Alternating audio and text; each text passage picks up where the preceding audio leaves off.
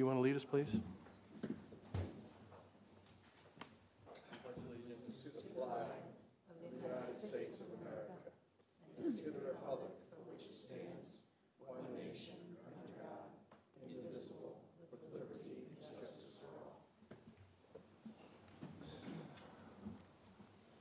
Well, welcome, everybody. Thank you for your patience here this evening.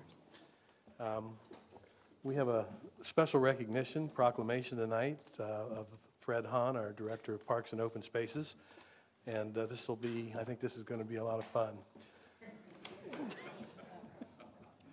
So, Fred, they say all good things must come to an end, and truer words have never been spoken than when I think of the retirement Director of Parks and Open Space, Fred Hahn. Fred has had a 30-year run with first the village of, and now the city of Dublin. Fred's enthusiasm for his job, his generosity of spirit, his overall day-to-day pleasantness are what most of us see on the outside. What has enabled him to do his job so well and has led Dublin to be not only emulated by other communities, but also held up as one of the best cities for parkland in the country, is Fred's acumen for planning and developing a world-class park system. Perhaps it's his acute love of nature that guides him in planning, in determining where to let nature direct the development, and where active fields and playgrounds should be placed. This intuitive sense, combined with his keen intellect and wonderful wit, have made Fred a most beloved employee. Fred could also be described by many as what Reader's Digest calls my most unforgettable character. Fred, your good-hearted nature and those sayings that your employees have come to call Fredisms will be missed, but most of all, you, my friend, will be missed. Not only are you unforgettable, but you're also irreplaceable. We wish you all the best, Fred, and now I'd like to read this proclamation. I'd like to present this to you. And I begged you not to leave me how many times? I just, with age, you start to lose hearing too, Mike, and I just never heard those words. I understand. I'm going to come up here.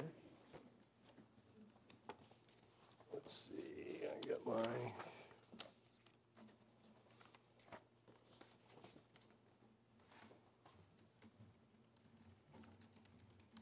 I know you probably don't like all this attention, too. Read this here. Fred, whereas Fred Hahn joined the city of Dublin in April of 1985 and has served the city for 30 years, most recently as Director of Parks and Open Space, and whereas when Fred joined the village of Dublin as our first full-time parks employee, there were 4 developed parks, Avery, Scioto, Monterey, and a small portion of what we know today as Kaufman.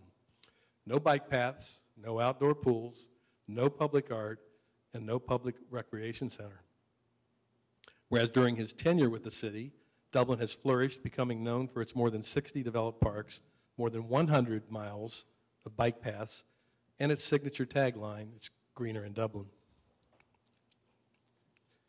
Whereas the city is now home to 2 outdoor swimming pools, the highly acclaimed Dublin Community Recreation Center, and a robust, internationally recognized Art in Public Places program, which has several installations in city parks. Whereas Fred has compiled a list of his top 10 favorite parks, including, and thank you for the phonetics, Thaddeus Kosciuszko Very good. Park, which he spent a considerable amount of time researching and planning for the park, and lobbied City Council to name the park in honor of the Polish Revolutionary War hero who was the original owner of the land at 4444 Hard Road. Whereas in Dublin's journey, Fred cited the reasons for the abundance of parkland as the passage of the 1981 Green Space Ordinance requiring developers to set aside land for neighborhood parks, a history of city council members who believed in purchasing land for parks, and Dublin being fortunate to have revenues that allow for the development of parkland. Whereas a 4th reason that could be added would be a parks director who had the vision and wherewithal to create a vibrant park system throughout the city, providing an impressive and much admired recreational network offering something for everyone, from active playing fields to accessible playgrounds, passive picnic spots, and dog parks. Now, therefore, I, Michael H. Keenan, Mayor of the City of Dublin, on behalf of Dublin City Council, do hereby thank you for your dedicated service to the City of Dublin, proclaim Wednesday, July 8, 2015 as Fred Hahn Day in the City of Dublin, and wish you many happy and fruitful fly fishing days ahead as you enjoy the rewards of your retirement. We have a hand of applause.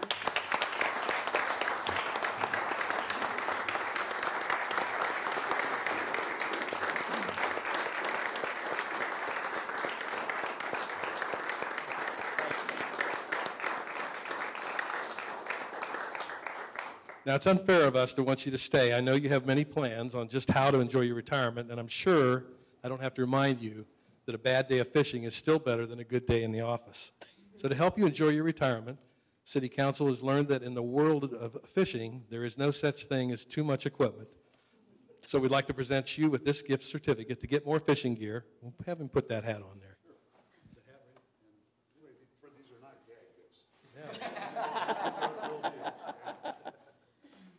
First off, but you do have to wear this. You have to wear the hat. And we understand that's your favorite brand, and Fred only wears one color. And that's the color. Yeah. So we thank you for your years of dedication and service and for helping to make the city of Dublin the best parks and recreation city in the country. Congratulations.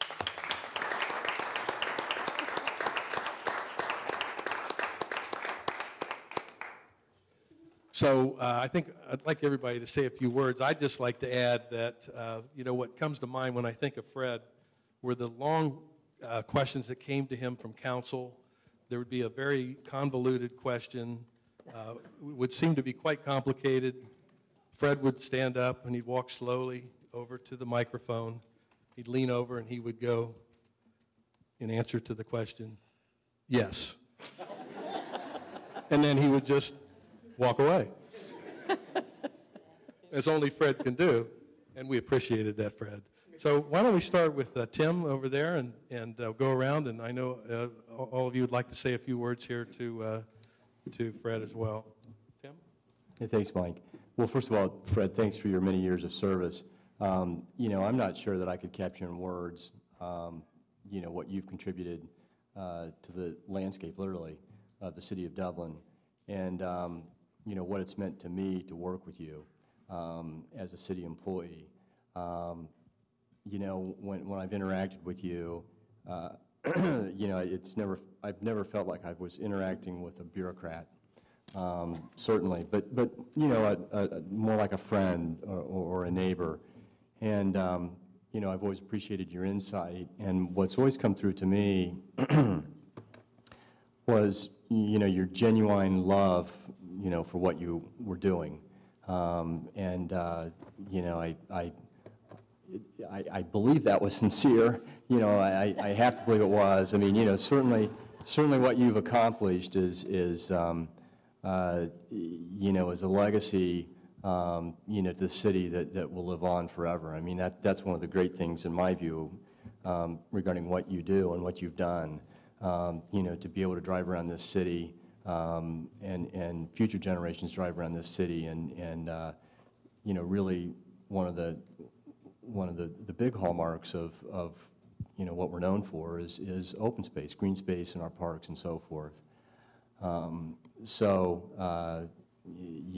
sure each of us could go on forever about your many accomplishments that we personally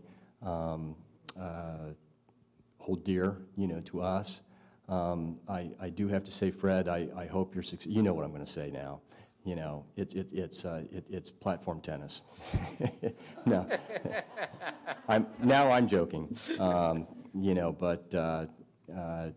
Anyway, congratulations, on reaching this milestone.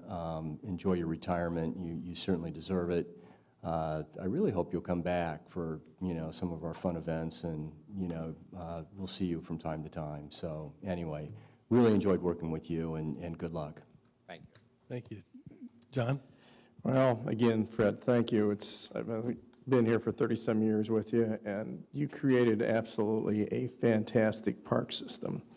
And I guess per capita, we may have the best relationship of green space to human beings in any city in Ohio, which really is a major, major accomplishment for our people. And 40,000 some people owe you a great debt of gratitude. So, and I really have enjoyed your wit and your humor. It's been a lot of fun, and I agree with what Tim said. And it's like talking to a friend, and it always has been. And I enjoyed your candor and your honesty when we were into different issues and fighting it out. And I liked your tenacity, like with the Ceausescu Park. You never gave up. There were some people that didn't want to name it that. I think you were dead right all along. It was too big of a tribute to skip the Revolutionary War and what little, we've had in this part of the country, and you hung in there and you fought for that, and along with just 1,000 other details, and I really appreciate that. So with that said, I don't suppose there's going to be any trout safe within 200 miles of this place, and I want you to have a great time. But thanks for everything you've done. Thanks, John. Rick? Fred, obviously, I think you leave a tremendous legacy for the reasons that both Tim and John have mentioned. And frankly, your departure is going to leave some very large shoes to fill. I very much have appreciated your passion for your job, your passion for this city. It's just been unbelievable to witness all that. And I would call you, and everybody on staff always returns the calls, but you always seem just to be a little quicker. And it was always very much appreciative, but I always knew that when I called you that I would have to set aside a lot of time because you would answer the question, sometimes yes or very short, but then you would go on and make sure that I understood the entire history of whatever. So, but I appreciate that. It was kind of a learning experience on many occasions. Particularly, I appreciate the help that you did on the veterans piece over at the cemetery. You and at the time Sarah Ott, you helped us immensely. We did that very efficiently, but you also you helped us as we were struggling through some ideas and things, and I appreciated your pragmatic approach to that. Enjoy your retirement, well deserved, and we're going to miss you. So best of luck. Thank you, Rick. Thanks, Rick. Marilee? Well, fortunately, Ann was able to fix my chair because I was sinking, and I think that had something to do with your retirement, I don't know, when I first got on council, it wasn't the first time I met you, but it was one of the first times I had an opportunity to interact with you, and I couldn't figure it out. Yes. It was like, what does that mean? And I thought you were bored with us. Which probably isn't far off of what was going on those Monday nights that went on forever. But we have a fabulous park system, as everyone has said, and you're certainly the king of that in this country, I think. Your colleagues, I'm sure, envy what you've been able to accomplish here and the support that you've had in this community to get that done. For me, of course, the most important thing that you did was support the Miracle League. And it took one phone call and you were on board, and you never left it go. And you should definitely receive recognition for that from everyone. And you do every Saturday when the kids are there and their families are there, so thank you for that. Thanks, Marilee. Amy?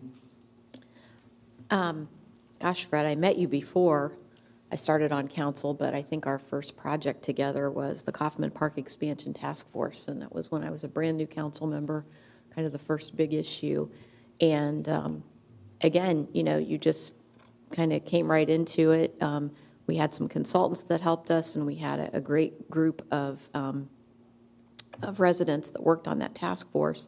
But it was you sort of guiding the process and kind of helping us figure it all out. And now when I look out at Kaufman Park and we see those plans that were laid so long ago coming to fruition, and for me, the park system and the shared use path system is pretty much everything in this city to me. I mean, that's what I love most, I guess. And I'm shocked that we had 4 parks back when you started.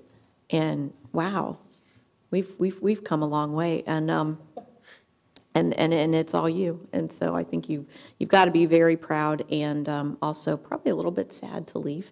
And the other thing that I'd say that it's always amazed me about you is your knowledge of the individual parks, and how I mentioned something to you one time about Heather Glen Park or hiking through Heather Glen Park, and you said, oh yeah, there's pawpaws in there. And my staff will bring me pawpaws when they see them, and I'm just like, how do you know those are, And then it's in the other parks, there's like, oh, the trilliums are going to be in bloom over there, or different things that you know about every single park. It's like they're all cataloged. And then I was recently in Boston, and we were doing some touring around, and I happened upon a statue of Thaddeus Cusco. And I said, oh my gosh. And I just, got so excited. I'm telling my family about it, and they're looking at me, and they're like, what do you mean, Dublin? And I explained to them, he owned land in our backyard, and in fact, it's a beautiful park now. So thank you so much, Fred, for everything that you've given us, and everything that you've given to our community. And as others have said, my gosh, your legacy is going to live forever. So congratulations. Thanks, Amy. Greg? Thanks, Mayor. Fred, you really embody what's great, not only about city staff, but the city in general. You know, your stability and your reliability and your consistency, and that commitment to excellence and a standard that you make it so easy to appear as though it's so easy to achieve, but in reality it's extremely difficult. And from a personal perspective, my kids this summer, for the first time, are old enough that they can get on their bikes and they can bike to the pool, you know, and be on their own. And so I hope when you look back on your career, you realize the impact you and the legacy you've left for all of us and impacting our daily lives. You have made all of our lives better. And so I hope when you pull on those waders or sit down in that canoe, you can look back on your career and you can say, well done.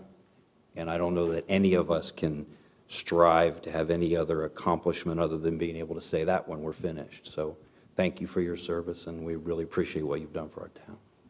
Thanks, Greg. Thanks, Greg. Fred, this is your chance here to... Well, you know, I've just had this wonderful career here. It's, you know, it was fun. I mean, there was, you know, it's not everyone that has a job in which it's a rare day in which they wake up and say, you know, damn, I have to go to work today. You know, that was a very rare day for me. I mean, there was always something that was going on that was so darn interesting and so rewarding. And you guys, I mean, this council and previous councils, you know, have been so supportive of parks and supportive of me. You've all been so supportive of me. You know, you've recognized, you know, accomplishments. You've discounted shortcomings, and that was very important in my time here, to have a working relationship with council that was positive. Council as a whole, and individual council members. And again, it just wouldn't have been nearly as good as a career if I hadn't had that relationship with all of you. And you know, yeah, and I certainly appreciate the words tonight. You know that, you know, directors, they tend to sometimes catch some blame for things they didn't have much to do with. But in my case, I definitely received so many more accolades for things that really were, you know, collaboration of many people, and there's great accomplishments out there that happened during my time here. And you know, I've worked with most of you on individual projects. Amy, you know, the coffin, there was the pool too. You know, that was. You know, Amy was our liaison to council on that south pool. I mean, you know, when you misjudge a budget by 100% or so, it's good to have a council member, you know, to you know, have your back on that. And you know, Rick, the KIA memorial, that was you know, that was, I think, government at its best, and that, you know, when you get the right people in the room with focus, you can get great things done in a short amount of time for very reasonable cost, you know.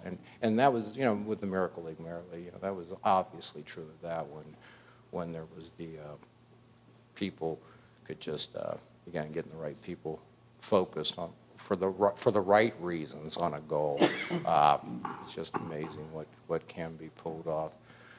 And Tim, yeah, there's some of that platform tennis and the proposed budget coming up. Will be up to Mannerham and to sell that one to council as a whole.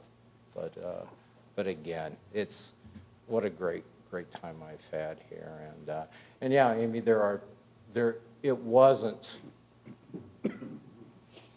sure, I was looking forward to retirement, but there's definitely a part of my, I guess, my being that had some real reservations about the decision, just because there will definitely be things that I won't have in my life that I truly enjoyed. So, but yeah, there's you know, we're all going to have another chapter at some point, and I certainly wish all of you, as a council and as individuals, just the very best in what any of you choose to pursue in the future here. So again, I really thank you all. Hey, Fred, let's get a picture. They want to get some photographs. Can we have council come out front here? We're going to get everybody, please. Ann, please. Bring your hat. Where's the proc?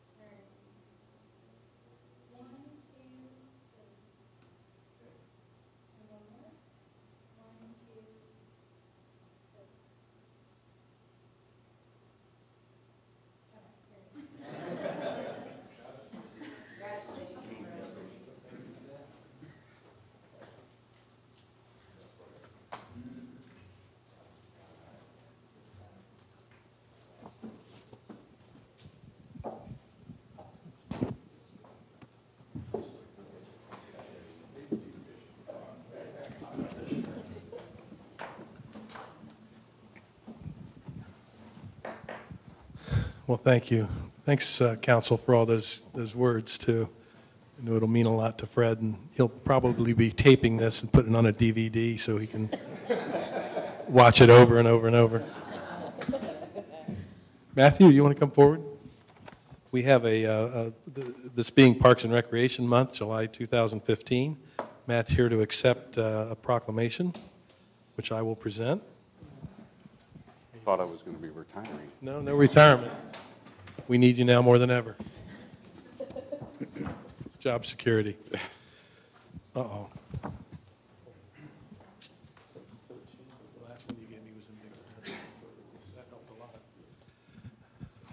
Okay, whereas parks and recreation programs are an integral part of communities throughout this county, including the city of Dublin, and whereas our park and recreation programs are vitally important to establishing and maintaining the quality of life in our communities, ensuring the health of all citizens, and contributing to the economic and environmental well-being of a community and region. And whereas parks and recreation programs build healthy, active communities that aid in prevention of chronic disease, provide therapeutic recreation services for those who are mentally or physically disabled, and also improve the mental and emotional health of all citizens. And whereas parks and recreation programs increase a community's economic prosperity through increased property values, expansion of the local tax base, increased tourism, the attraction and retention of businesses, and crime reduction. And whereas parks and recreation areas are fundamental to the environmental well-being of our community. And whereas parks and recreation areas improve water quality, protect groundwater, prevent flooding, improve the quality of the air we breathe, provide vegetative buffers to development, and produce habitat for wildlife.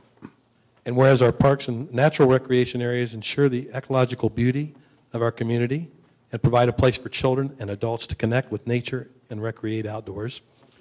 And whereas the U.S. House of Representatives has designated July as Parks and Recreation Month, and whereas the City of Dublin recognizes the benefits derived from parks and recreation resources, now therefore I, Michael H. Keenan, Mayor of the City of Dublin, on behalf of Dublin City Council, do hereby proclaim July 2015 as Parks and Recreation Month in the city of Dublin, Ohio, and urge citizens to explore our parks and participate in some special activities scheduled throughout the month of July in Dublin. So congratulations on that. And you've got the podium, so you're good to go. You want to say a few remarks? Yeah, if I might, thank you, Mayor. It's rather interesting. I had a conversation with a colleague of mine from another community just a few days ago, and we were talking about the July as Parks and Recreation Month, and he says, "Are you kidding me, Dublin? Is there not a month that you don't celebrate Parks and Recreation in Dublin?" Took that as a pretty big compliment for the entire community, City Council, our staff, all of our park systems, and everything else. So how do we top what we already do? For the month of July, we are going to kick things up a few notches for the month. We have had a team of our wonderful intern staff here put together 22 different activities for the month of July. Almost every day of the month we'll have something going on. That list of calendar events and the descriptions of all those events can be found on the city's website. They're all free to the public, but I wanted to certainly recognize the staff that put that together. They worked very hard on this, and so I wanted to acknowledge the ones that could make it this evening. Chelsea Ingram from Recreation Services, Kendall Kellogg from Recreation Services, and Alex Schell from Community Relations. We had two others, Lucas Martin and Garrett Drum, who could not be with us tonight, but I wanted to at least acknowledge them this evening. So, thank you. So as we do transition, and we will transition, and we continue to move on with Fred's exit, we are going through some transformational changes. And with that, I just want to briefly introduce a couple of faces to you all this evening. I think you've already gotten word that we have appointed Tracy G. as our new Director of Recreation Services to take my spot in that role. Tracy, if you'll stand up. Thank you. Tracy comes to us with over 20 years of experience with Dublin. She has managed every work unit in Recreation Services, so I'm expecting her to hit the ground running, and we'll be challenging her with a lot of new territories in recreation to come forward, so we'll learn more about that as we go. Also, I want to introduce our new Community Nature Education Coordinator, also known as the one that replaced Mimi. That's the way she introduces herself. Barbara Ray, how long have you been? A few weeks or several weeks now as our new Nature Education Coordinator. She has hit the ground running. She comes to us with over 14 years with the Ohio Wildlife Center as their Director of Education. So she's got a very extensive knowledge about the region and the local area, and specifically to Dublin through the relationships and partnerships we've had with that organization. So welcome, Barbara, to the city, and we look forward to you really hitting the ground running as well. So she wanted to just say a couple of words, as you know, some of our programmers are. They really want to kind of interact with council, so I'm going to turn the mic over briefly to her real quick. Well, Dublin is a beautiful city.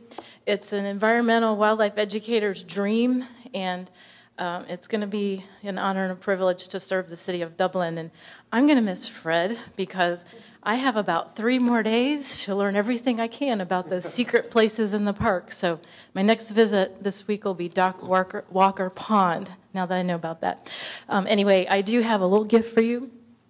So these handouts will kind of explain this, but one of the things that we'll be doing a lot with our young people in our parks is teaching a lot of nature education, obviously, but also some safety things. And so I'm giving you guys the 3 most important tools you may ever need to have if you're picnicking or hiking that you should have in your toolkit. And the Hug a Tree handout will explain this a little bit. But basically it's a whistle, a trash bag, and a piece of foil. And one of the things that we'll be doing this month, even during the hike through Parks and Rec, is teaching us a little bit to some of the hikers. And a lot of our Dublin residents obviously do go into some wilderness areas, and they probably can get into some wilderness just in some of the larger parks here in Dublin. So teaching our young people what to do if they get lost, try to prevent them from getting lost. And that foil is one of your most important tools as an adult with children, is to get their footprint before you go out on hikes and picnics, so that you have a quicker way to get to a child that might be lost. So I look forward to working with all of you and for the city of Dublin. Thank you. Well, thank you. Welcome aboard. Thank you all very much. I know we've had a relationship with the Wildlife Center for some time as well, so we appreciate all the good work over there, and to all our people at Parks, welcome as well. Mike, I wanted to thank Barbara for this document on skunks. I just wish my dog could read it. He's been sprayed twice. You would think that he would have learned after the first time, but thank you. You're welcome. All right then, thank you. Okay, that'll bring us to the portion of the meeting with citizen comments. Mr. Maurer, I see you've signed up. Welcome.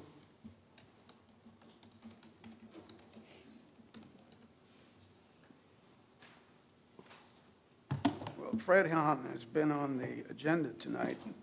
Does that mean I can't talk about him? You can definitely talk. You have 5 minutes there, Fred. And what? 5 minutes of fame. Oh, okay. Well, I thought I felt bound to come up here tonight and talk about him because he had me over the other night and told me the real reason why he's retiring. And he said to me, "You know that I love this city a lot." And I said, "I know you love it unreservedly." And then he said to me, "When I listen to you talk, I sometimes get the impression you don't love it that much." And he said, "I'm going to do something very desperate. I am going to give you a hint. I am quitting, and I'd like to give you that hint." And fortunately, my 5 minutes are almost up, and I can't tell you what my reply was. I guess stay tuned till the next meeting. Right? Okay, we'll be here with bated breath. All right, thank you. That will bring us to the consent agenda. Does anybody have any items they'd like to remove? If not, I'll entertain a motion to approve. So moved. And a second? Second. Thank you. Ann? Ms. Saleh? Mr. Lechleiter? Yes. Mr. Reiner? Yes. Mayor Keenan? Yes. Ms. Janice Zerker? Yes. Mr. Peterson? Vice Mayor Gerber? Yes. And ordinance 41-15. Authorizing the city manager to execute necessary conveyance documents to acquire a 0.385 acre more or less fee simple interest, a 0.004 acre more or less fee simple interest, and a 0.320 acre more or less temporary easement from property located 6700 Teller Ridge Drive, owned by LSREF 3 Bravo, Ohio LLC, to connect Dale and Teller Ridge Drives and declaring an emergency. Thank you. Dana? Good evening, members of the council. As mentioned in the title, the city has extended Dale Drive to the north to connect with Teller Ridge Road in order to provide a critical north-south connection with the Bridge Street District and to help provide traffic relief in association with the construction of the relocated Riverside Drive and State Route 161 roundabout projects. The city obtained 2 fee simple interests in a temporary easement from the grantor mentioned in the title, and the city's reached an amicable settlement with them, and staff recommends approval of this ordinance by emergency. Thank you. Council questions? Just a quick point, Dana, and I saw, and it's in the memo, but it's also in the legislation itself. The number in the parentheses says $120,079.23, but the wording says $179,000.23. That's in the actual That's in the ordinance? memo, but then it's also in the legislation. Yeah. That same, Yes, it does. I guess, discrepancy. That probably is what I needs to would be call it. fixed. Rather large discrepancy. Yeah. See it there, Dana? The amount of money. It's under section 1. It sort of, it changes it from 120 to 179. It's a good catch, Greg. Should be the 120.79, yes. Very good. Anything else? No, sir. I see Mr. Maurer signed up. Is that what you were here to point out? Oh, I can't believe you missed that. It's not like you. Well, my reference, what I'm talking about here applies to all the ordinances between 4115 and 4815. I noticed that in 4 of the 5 of these ordinances, the amount of money which the city offered was always less. And I'm wondering, am I right in assuming that the results are, because there was a good deal of hard-nosed bargaining in which no stone was left unturned and no turn was left unstoned. So this is all the result of hard bargaining, I would guess, right? I think that's accurate. I would say that's very true, yes. Okay, thank you. Okay, appreciate you pointing that out. Mr. Mayor, I'll move to treat this as an emergency. Is there some, thank you. On the motion, Ann? Mr. Reiner? Yes. Mr. Lucklider? Yes. Mr. Peterson? Vice Mayor Gerber? Yes. Ms. Salee? Yes. Mayor Keenan? Yes. Ms. Janice Zerker? Yes. And on the ordinance? Ms. Salee? Are we assuming that that We'll make the number is corrected corrected? figures. And Yes. the number is 120, okay. Yeah. Yes. Ms. Janice Zerker? Yes. Mr. Reiner? Yes. Mr. Lucklider? Yes. Mr. Peterson? Vice Mayor Gerber? Yes. Mayor Keenan? Yes. Ordinance 42-15. Authorizing the city these are all manager to similar, execute, yeah. sorry, Okay. necessary conveyance documents to acquire a 0.137 acre more or less fee simple interest, 0.525 acre more or less fee simple interest for green space, 0.578 acre more or less fee simple interest for green space, and a 0.197 acre more or less temporary easement from property located on the north and south side of the new John Shields Parkway east of Riverside Drive, owned by Invictus Land Holdings LLC for the Riverside Drive realignment and construction of John Shields Parkway, declaring an emergency. Dina? Yes, the title pretty much says it all, but the city's preparing to realign Riverside Drive and construct a new roadway, John Shields Parkway, as part of a series of important key area-wide roadway improvements. It's necessary that we obtain these certain property interests from Invictus Land Holdings. We've reached what we feel is an amicable settlement with them, and we recommend approval by emergency. A number of these are really just the final pieces we need to complete our roadway construction. Correct, and council may recall, particularly as it relates to Invictus and the Rabel pieces, that this was also part of what was agreed to as part of the skilled nursing facility that's under construction. We said back then when we did that development agreement that Right. when Riverside Drive relocated, we would complete that phase of John Shields Parkway, and that's what these adjustments have to do with. Very good. Any other council questions? If not, And then, Mr. Mayor, I'll move that we treat this as an emergency. Second. Second. thank you. Ann, on the motion? Mr. Reiner? Yes. Vice Mayor Gerber? Yes. Ms. Salee? Mr. Peterson? Ms. Janice Zerker? Yes. Mayor Keenan? Yes. Mr. Lucklider? Yes. And on the ordinance? Mayor Keenan? Yes. Vice Mayor Gerber? Yes. Mr. Reiner? Yes. Mr. Peterson? Ms. Salee? Mr. Lucklider? Yes. And Ms. Janice Zerker? Yes. Very good. Ordinance 46-15. Authorizing the city manager to execute necessary conveyance documents to acquire 0.016 acre more or less temporary easement from property located at the southwest corner of Teller Ridge Drive and Teller Road, owned by Vrabel Land Holding Company, LLC, for the Riverside Drive realignment and construction of John Shields Parkway, declaring an emergency. Dana, pretty much same thing? This is the same one as I just spoke about. Very good. Council, any questions? Mayor, I'll move treat this as an emergency as well. Very good. Second? Second. Thank you. On the motion? Mr. Lucklider?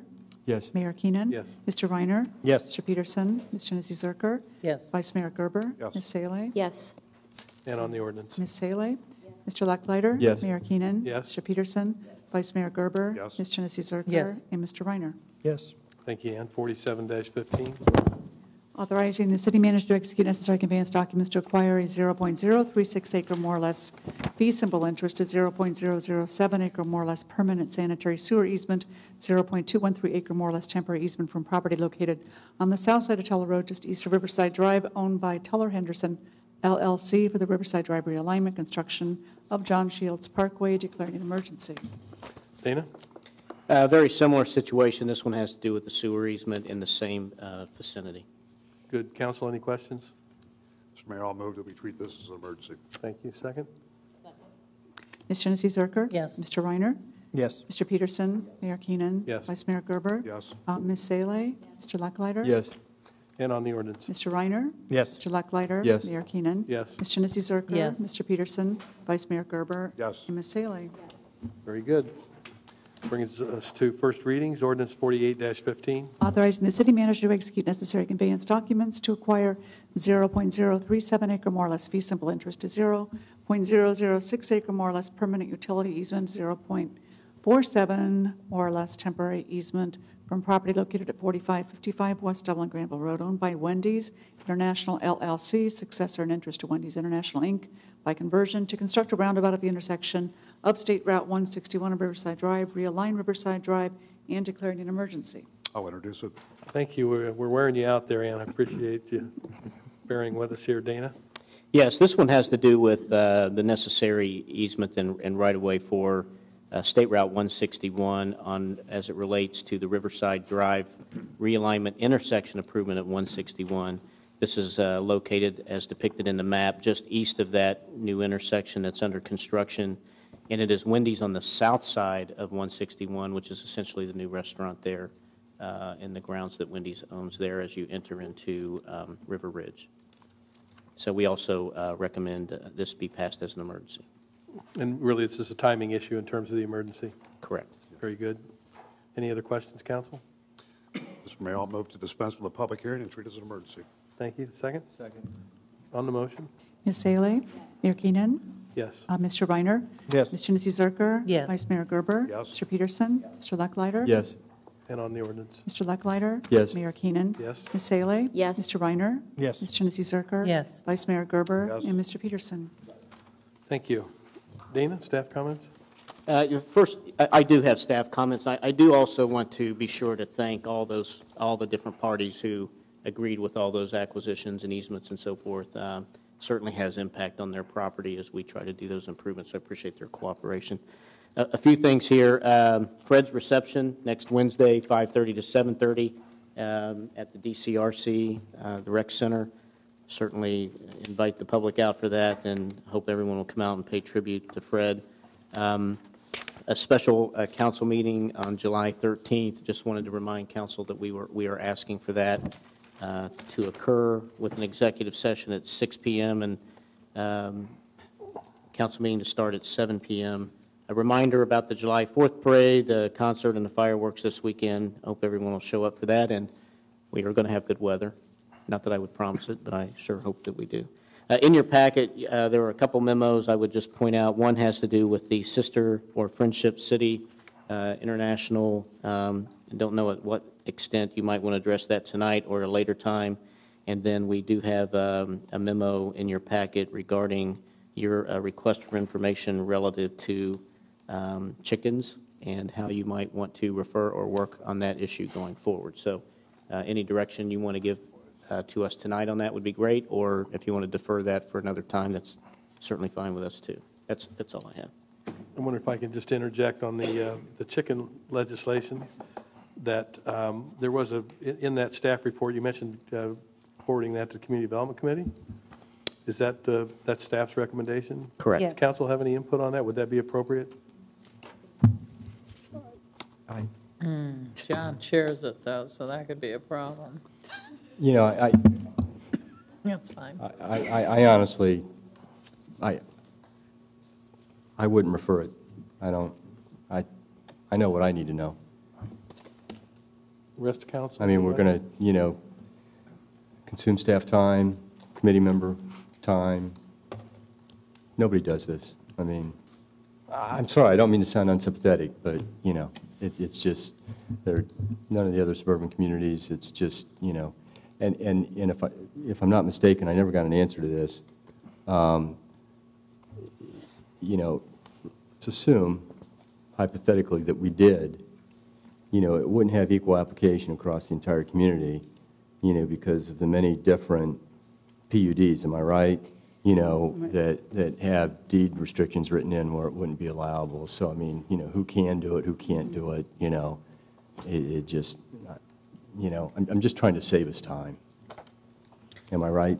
Even if we permitted chickens in some way, if deed restrictions would otherwise prohibit it, then they would have to follow their deed restrictions. So within the subdivision, perhaps, the deed restrictions in a Kilauea or whatever, would that be correct? There may be subdivision, deed restrictions that would say you couldn't have accessory structures or you couldn't have farm animals. And so even if we permitted, it would be that owner, particular owner, could not operate under the ordinance. And so I think it's going to be confusing to the public, and John, I don't know if you can speak to this or anybody else can speak to this. I mean, I don't want to assume too much, but I'm going to guess that all of Muirfield, would not allow chicken coops. So, we've got nearly a quarter of the community where chicken coops wouldn't be allowed. In addition to, perhaps several other neighborhoods, I think it's just going to be confusing to the public, who can, who can't. And not to mention the fact that, we're going to have to revise our existing ordinance, which limits, this activity to a minimum of, how many acres is it?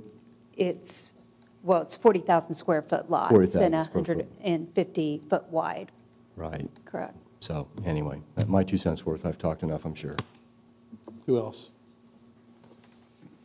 I feel the same way Tim does. I really would be voting against it. I don't think that. I feel the same as Marilee and Tim. Anybody else?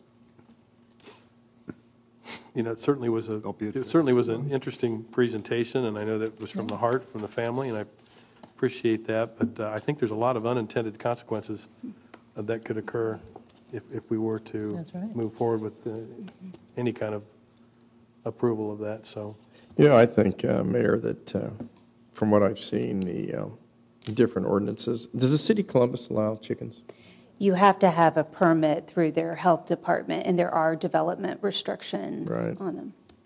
Well, I couldn't speak for Muirfield unless it went in front of the board as to whether they'd approve it or disapprove it, so I can't really say that.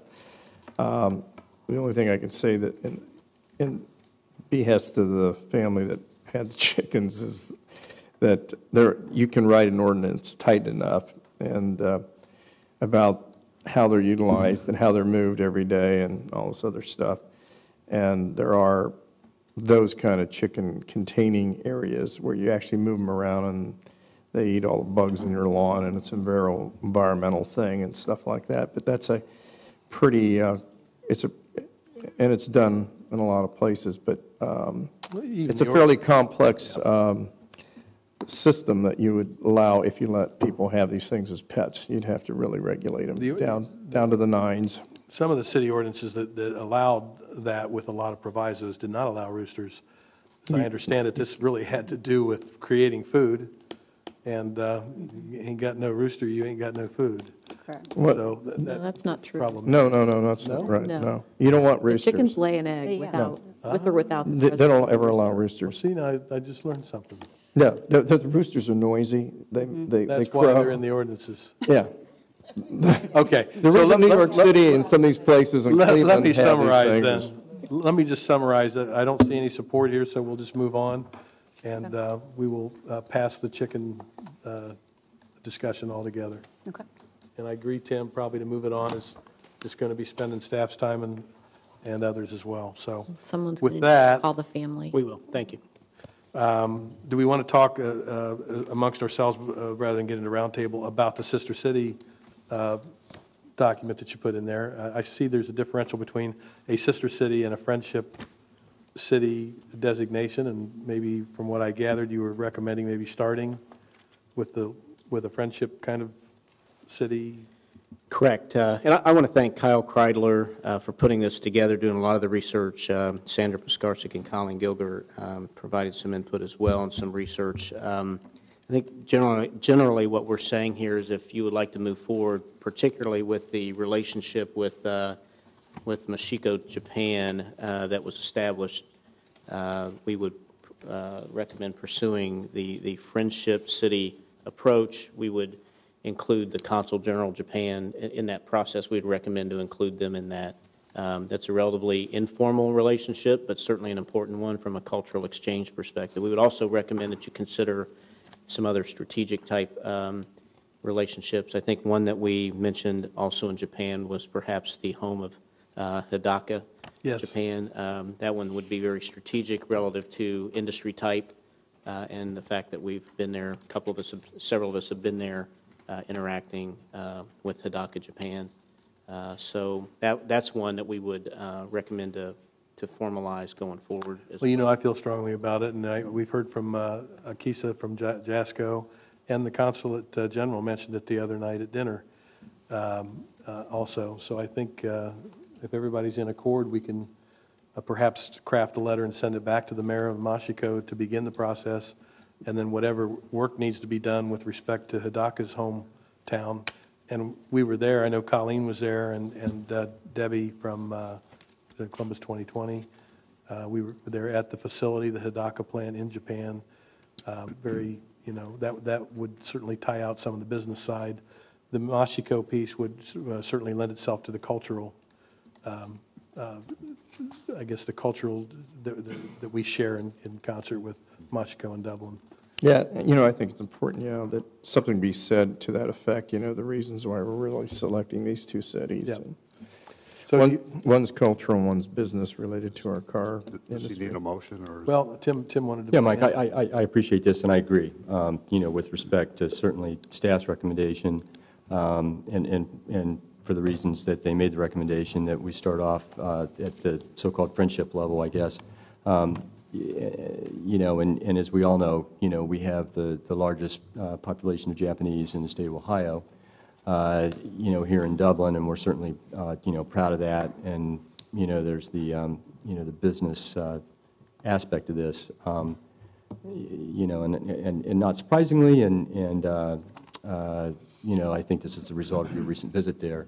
You know, I came back with a similar proposal, having visited Ireland, you know, as their guest, you know, didn't get the same kind of traction, and admittedly, we don't, there's a different relationship. I mean, that's, I think, more about our heritage, but I mean, I think it's, you know, other Dublin communities in the United States have a relationship with Dublin, or I'm sorry, Irish communities over there. You know, and you know, the one that I'm thinking of, Dublin, California, you know, it's at the sister level, Right. You know, for what that's worth. So, you know, I know it's work for staff and so forth, and again, if we were to do that, you know, I would think that, you know, we should maybe look at that at the friendship level, assuming that opportunity exists. Absolutely, and you know, I know in our mind at staff level, while we're speaking specifically to the Japanese communities, I think there's a great deal of opportunity to do that elsewhere, and we would certainly, you know, recommend that that we pursue those elsewhere. So, you know, I could see, you know, where our industries here in Dublin have a presence, be it Sweden, be it India, be it Ireland, and of course, just with the recognition we have with the Irish culture being Dublin, Ohio, so on and so forth. We do have a lot of international businesses in Dublin. It presents a lot of great opportunity to do that. We have the Honorary Consul General of Austria here in Dublin, might be something we want to consider. So there's a lot of opportunity. I don't think that we should limit ourselves to just one country, for sure. So Some of what I found out is that these relationships are somewhat, in more troubled economic times, are difficult because some of the countries that were involved overseas they really didn't want to spend the resources to get involved, because there is some expense involved with kind of the back and forth. I would think some of our service clubs could help provide host families. I saw some of that in the memo. Right. And, you know, it's noteworthy that Mashiko's mayor reached out to us as well as a starting point, but I think the other ones would certainly be interesting. I was surprised at all of our neighbors, Worthington, and the research that Kyle had done with the numerous other cities in and around central Ohio that have had these relationships not just for a year or two, but for some time. So I think it's time that we do that, and it'll be worthwhile. So do you have direction, you know, next steps? I do. We'll move towards formalizing the ones with Japan. We'll certainly suggest others. I think that's a great comment that Councilmember Lecklider makes, and we'll offer some suggestions as we move along with our business or our residents who may bring those ideas forward. We would certainly encourage council members to bring those ideas forward. We can research that for you if you'd like, so Good. happy to do that. Okay. Anything else for staff? If not, we'll go to council reports. Do you have something else? I don't know whether this is the appropriate time or not. The Muirfield Drive buffer? Oh, yes. Yeah, I certainly agree that it looks like it needs some attention, and I think it's John that raised this. But I was a little unclear. The ultimate conclusion was that, it seemed along the lines of enforcement, if you will, in terms of removal of dead trees and replacement and so forth. And I guess it wasn't clear to me what the legal basis for that would be. I mean, it doesn't seem as though it's entirely clear whose responsibility that is. I mean, if I planted trees in my backyard 20, 25 years ago and they died, and certainly if one is considered a hazard because it's close to the right-of-way or something like that, I understand, my obligation to remove that. But if that situation doesn't otherwise exist and I make a decision not to replace it, I mean, the city can't come in and force me to replace it, right? Well, I think it would depend on the particular situation and how the buffer was drawn, the different boundaries. And so we haven't actually looked at this particular one, and we can look at that and make sure that the enforcement action, if it comes to mayor's court, I mean, we would review all of that and ensure that we have appropriate jurisdiction and have the authority to do that. I do think in some cases along Muirfield Drive, there was a plan under the PUD for this buffer. But that was laid on the individual homeowners that were backed to that buffer. Would that be accurate? Based on what the planning department was working off of, my answer to that would be yes. And we've been working with some of those residents on that. We also understand there could be hardships. There could be, reasons we would pursue the replacement and ask that the homeowner or landowner work with us. Some of that even gets into the commercial areas. So we would work with the landowner on that in the case where maybe it's more, obviously if it's more right-of-way than it is private, we're going to take responsibility for that. Yeah. And we identified some of those areas over time where the medians have been shifted and moved, and some of the opportunities for plantings weren't so appropriate. We might shift that elsewhere. So, but we'll work with the resident as best we can, and I think our goal will be to try to get cooperation in working with that. And if we run into a real hardship, we'll back up and regroup and take. So it's not on easement; it's actually on property owner's property. Right. In the cases we were looking at here, yes. Jennifer, and refresh my memory, and this goes back to the very early 80s, probably 1980 or 1981 or two. As I recall, the original ordinance for a lot of this stated that the trees would be in place forever. In other words, if they died, they'd have to be replaced. Mm-hmm. And I was just trying to remember if that was for commercial sites and for PUDs, and I really can't recall being 35 years ago. Yeah. But I remember it was mandatory in certain cases that the trees be replaced forever. Okay. And we realized that they had a 15-year life or 20-year life, but I think it was a mandatory requirement in the plannings and zoning situation that they be replaced. Well, I support the intent. I question whose responsibility it is, and I think that this is potentially another case where we have succeeding homeowners, who don't know 35 years later, and they may appreciate what they see, but not fully appreciate that it's their personal responsibility, to replace these dead and dying trees. And so, I mean, I want to make sure we tread lightly. It is late.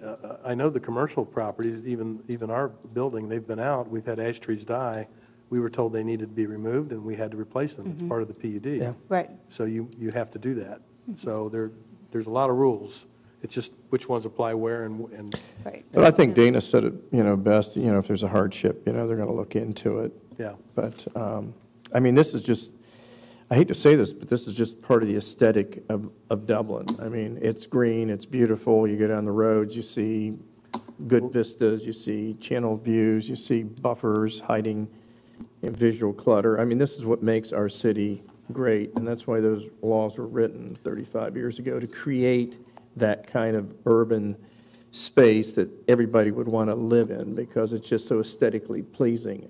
And that's really, that was the intent, since we really didn't have a downtown, and we didn't really have an old city, and we were creating an environmental city that was green and beautiful, that people would want to be, or drawn to that kind of environment. So To summarize, this is really the core of our community, and with the slogan, it's greener in Dublin and everything else, it has worked out. We've got a lot of people want to live here. So Dana, you know, you're going to research and give us a little more detail to Tim's point about the authority, number one, and give us some more detail at a future meeting on that buffer. Thanks for bringing it up, Tim. If I could just add something to check on. I know my neighborhood has a similar buffer.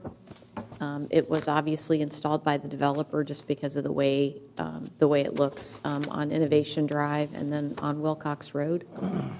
And so if we have, you know, this thing that we're doing in another part of the city, there are some property owners that have had to replace trees or have taken down trees and replaced them with other things. They don't match. It doesn't look as good, but you know, I'd be interested in if we have other neighborhoods and other areas where similar action would need to be taken. So I'm guessing that there are areas all over the city that have similar situations, and as the neighborhoods age, the landscaping ages, and the trees, you know, sometimes die out. So that's a bigger... We'll certainly take a look at that. I do think you'll find, as Jennifer pointed out, sort of a mixed bag of that. I think you'll find where probably over the history of the city, you had these kind of buffers created, and probably the responsibility of that put on the homeowner association. And then in other places, like I believe is the case here, because I had the staff look at it pretty hard, you're going to find that it's individual responsibility. So you're going to get, I think the answer, I feel pretty confident about that, you're going to get a mixed bag of that. But we'll go back and try to answer that as best we can. You know, another thing we ought to do, Dana, and I was just thinking about this as driving down some of our major arterials, and that is, you can look at them and say, wow, you know, that, you know, when we planned it or when it went through zoning, that's really beautiful. It's blocking off, you know, 50 back porches or whatever. But I would think it'd be good for us to look into the future and have our landscape architect take a look at some of these things and say, hey, you know, this one's got a 12-year life cycle, this one's got a 20-year life cycle, until this one's got a, and, you know, start planning some of this. And if it takes informing the homeowners association or the residents, or maybe it's our responsibility to start looking at this, because it's so important. I mean, you go down there and you start seeing that, gosh, you know, it's really grew in and it's really beautiful now. And I think that's a great point. And it could be that as we look at right-of-ways and the edges of those right-of-ways, you know, the city could take on some of that as part of our tree program, and using our funds, the tree funds and so forth, to do some of those fill-in. I think we'll take a look at that. Yeah, but just be good to have some kind of program where we really analyze where we're at with this. You know, some of us always push for a 200-foot setback with lots of berms, 14-foot berms, things like that, so we wouldn't have to replace these trees. And some of us didn't agree with that. And the idea was so we wouldn't have to do this tree thing. And other people agreed to a shorter setback, and so they said, you know, we'll screen them with evergreens. Well, all this stuff has a limited life, unfortunately. So, you know, it's going to have to be replaced over a certain amount of time, and we're just going to have to deal with it, keep the city looking aesthetically attractive. All right. We'll move on to council committee reports. Amy, P&Z. We have our only meeting in July. Thank you to staff for keeping us to one meeting in July, so our planning commission will also get a little bit of a break in the month of July. It's coming up on July 9th, and then we're done for several weeks. Thank you. Thankfully, admin committee, Rick? Nothing new to report. Community development, John? Nothing, thank you. Finance, Marilee? Public service, Amy? a couple regulations that I'm guessing will be coming forward in August. Okay. John, anything with Arts Council? No. Greg, Board of Education? Morpsey, Marilee? Held a meeting Monday, a conference call with a variety of organizations and municipalities regarding WOTUS, which is the new water issue. And I'll give the information to whoever you want me to give it to. There's certainly, in the people that were on the call, there were about 28, 30 people on the call. And there was a wide spectrum of positions. And so the purpose of the call was for the Regional Policy Committee to give it direction to William Murdoch to take to his executive committee tomorrow. Yeah, tomorrow's Thursday. And we kind of concluded that he couldn't really take a position because of, half the people were for it, half were against it, depending on their purpose of their organization, their advocacy role, and their role in lobbying at the federal level. So stay tuned to that, I guess. Very good. Tim, Northwest Corridor? I know there's a meeting coming up. I saw somewhere on the calendar next month, week, Friday. Very good. Council Roundtable, you want to start, Tim? That long drive again tonight. Okay, John? Thank you. Rick? The only thing, I wanted to thank Dana for the update on the Dublin Road South project. Thank you. This did it come from Megan? Thank you, Megan. One thing I noticed here, the engineers' estimates for the bids seem to be higher than expected. And is that something we're going to see with a lot of construction now that the construction industry is kind of booming again? We're going to see higher estimates? I think number one, with the timing of the bidding of this project being, construction season's well on its way, so a lot of contractors are loaded up with work for this season. So I think that's one of the factors, and then the other factor is we're bidding the project such that we can maintain traffic during construction too, so that increases the cost a bit. Okay, thank you. That's all I had. Okay, Greg? Amy? Wow. Marilee? I received a call today from Nan Fowler. Some of you might have also received this call.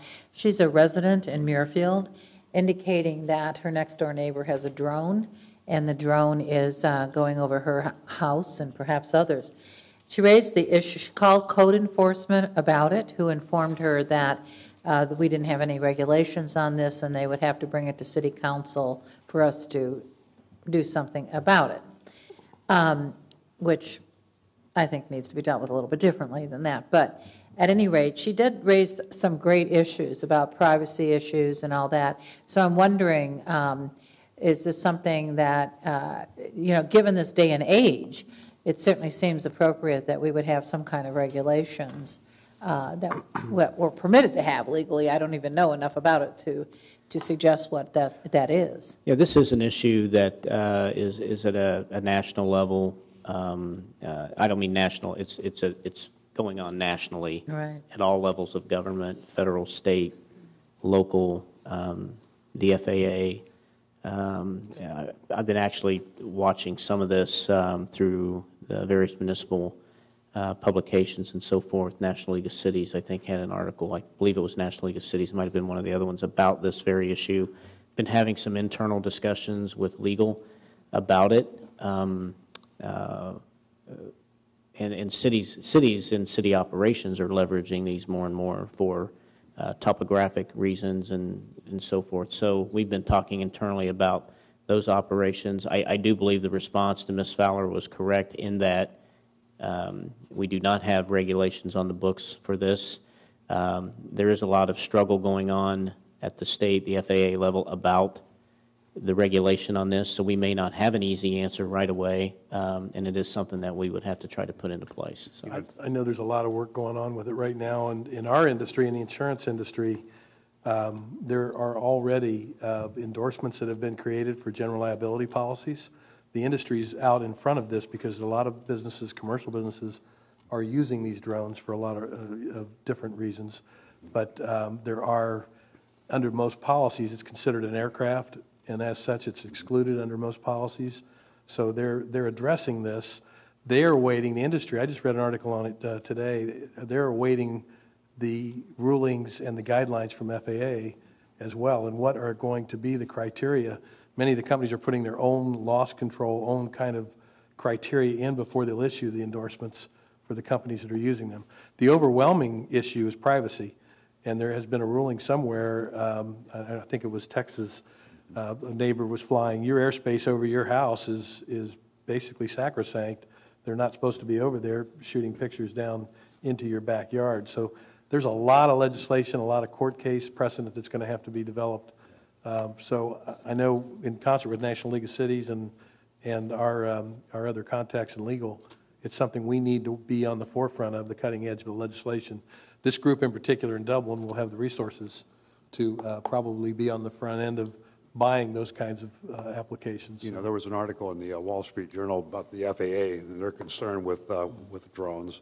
I'm a member out at Muirfield, and the greenskeeper has a drone that he flies around.